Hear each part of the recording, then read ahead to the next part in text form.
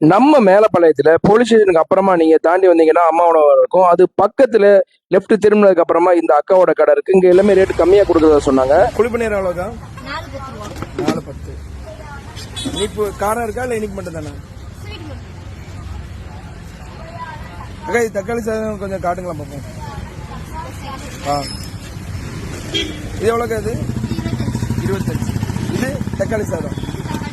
இது சாம்பாரா? சாம்பார் சூப்பரா இருக்கு. வீட்ல இருந்து ரெடி பண்ணி கொண்டு வரீங்களா? சூப்பர். அப்ப எனக்கு ஒண்ணு பண்ணுங்க, தக்காளி சாதம் ஒண்ணு தாங்க. நான் இது நாளைக்கு வாங்குறேன். குழிப்பணியாரம் ஒரு 20 ரூபாய்க்கு கொடுங்க. இது ஒண்ணு எடுத்துக்கிறேன். இதுல சூடா இருக்கு.